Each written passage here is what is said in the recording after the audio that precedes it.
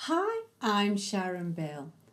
As I work through the ABRSM Grade 2 2022 Practice Exam Paper Workbook, let's now take a look at Practice Exam Paper A.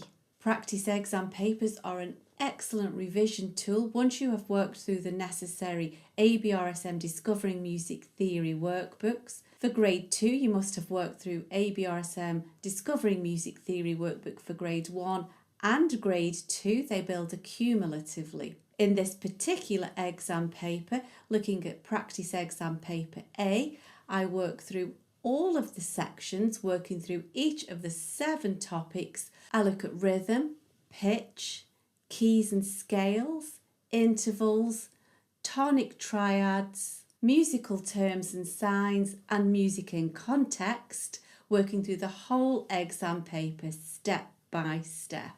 The full lesson can be found on my Patreon channel. If you visit patreon.com/Sharon Bill, you can find the full lesson there, and you can find links to this lesson in the cards and in the description box below. After this short little video, you can see sample examples taken from the full Patreon lesson, showing you how I work through every single question note by note, just as if I was sitting right next to you. Once you feel you are ready to take the ABRSM Grade 2 Music Theory exam, I've written an exam technique guide, how to take your ABRSM Music Theory exam.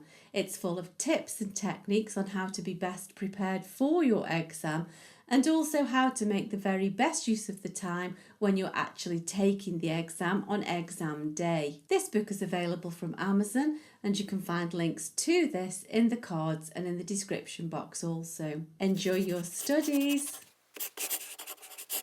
Here, that gives us a nice easy clue that we are counting in crotchet beats. Let's just think about this. So here we have, if we just sort of diagram this out, so a crotchet beat divides into 4 semiquaver beats, each is a quarter. So we've got a quarter of a beat here, we've got a half of a beat here, and then a quarter of a beat here. So altogether that makes 1 crotchet beat, and we can see that that's beamed to show the new crotchet beat.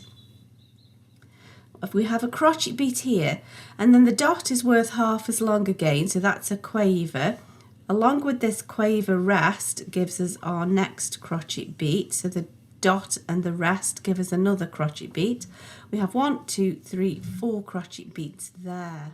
So E minor. Now E minor is related to G major, and they both share a key signature of F sharps.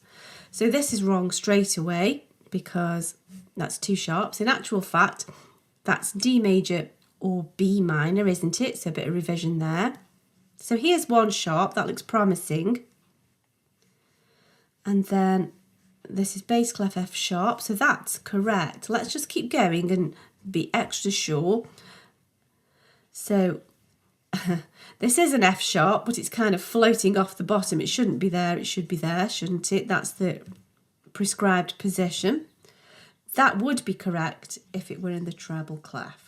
So that's wrong. So here we have G to F sharp. And so let's just do this double check. 1, 2, 3, 4, 5, 6, 7, 8. G, A, B, C, D, E, F, G. And G major has F sharps. And we can see F sharp is the 7th. 1, 2, 3, 4, 5, 6, 7. So E flat major, 1, 3, 5 is our triad. And if we're in E flat major, E flat is the tonic, E, F, G, A, B. Now E flat major has B flats, E flats, A flats. So of course that must be a B flat. So we're looking for E flat, G, B flat. In the treble clef, we have the E flat, we have the G, and you can tell that this top note is missing, but we need to also be aware that it should be flattened. And so you need to follow the whole process through to make sure you get every detail. Now we need to tick 1 box. So which bar is there an accent on the note? So, well, we looked at the articulation markings. That's a mouthful. There we go, that's the accent sign. We're looking for this sign here, and that's where we see it in bar 8.